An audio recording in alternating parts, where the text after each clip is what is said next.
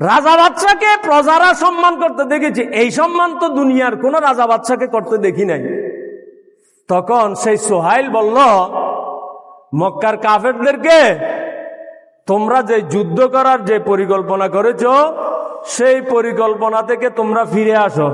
কারণ মুহাম্মাদের যে অনুসারীরা, মুহাম্মাদের যে সাহাবীরা, মুহাম্মাদের তুতু, মুহাম্মাদের নাকের ময়লা, মুহাম্মাদের অজুর পানি মাটিতে পড়তে দিচ্ছে না, নিজেরা নিজেদের গায়ে মেখে নিচ্ছে। সেই সাহাবীরা কোন মুহাম্মাদের রক্ত মাটিতে পড়তে দেবে না। সুবহানাল্লাহ। সোহাইল ইবনে আমর নামক একটা দূত পাঠালো রাসূলুল্লাহর সাথে কথা বলার জন্য, সাহাবীদের সাথে কথা বলার জন্য। সেই দূত এসে কি দেখতে পেল? সেই সোহাইল ইবনে আমর এসে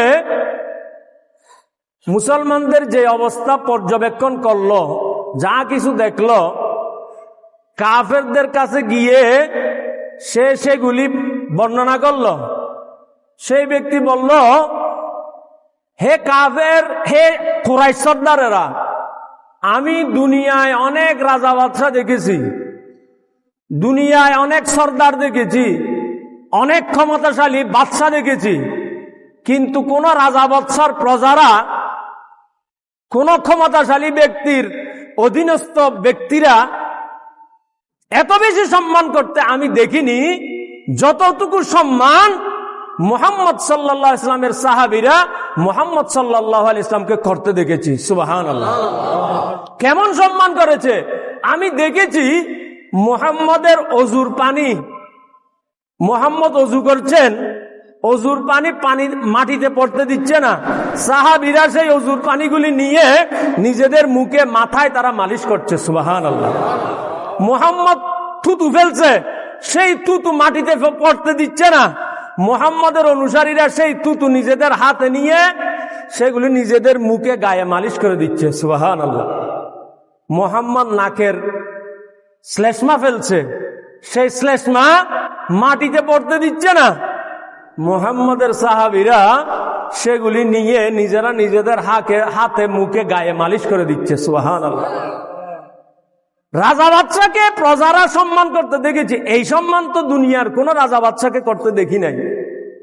তখন সেই সোহাইল বলল মক্কার কাফেরদেরকে, তোমরা যে যুদ্ধ করার যে পরিকল্পনা করেছো সেই পরিকল্পনা থেকে তোমরা ফিরে আসো। কারণ মুহাম্মাদের যে অনুসারীরা, মুহাম্মাদের যে সাহাবীরা, মুহাম্মাদের তুতু, মুহাম্মাদের নাকের ময়লা, মুহাম্মাদের অজুর পানি মাটিতে পড়তে দিচ্ছে না, নিজেরা নিজেদের গায়ে মেখে নিচ্ছে। সেই সাহাবীরা কোন মুহাম্মাদের রক্ত মাটিতে পড়তে দেবে না। সুবহানাল্লাহ। রাসূলুল্লাহর প্রতি এই ভক্তি, ভালোবাসা, শ্রদ্ধা দেখেই কাফের মুশরিক বেদিনরা যুদ্ধ করার যে পরিকল্পনা নিয়েছিল সেই পরিকল্পনা তারা বাতিল করে দিল। এবার তারা সন্ধির প্রস্তাব দিল। কাফেররা, এবার মক্কার কাফেররা সন্ধির প্রস্তাব দিল, সন্ধি করতে হবে। রাসূলুল্লাহ সাল্লাল্লাহু আলাইহি ওয়াসাল্লাম সন্ধি রাজি হইলেন, যেটা ইতিহাসে হুদাইবিয়ার সন্ধি নামে পরিচিত।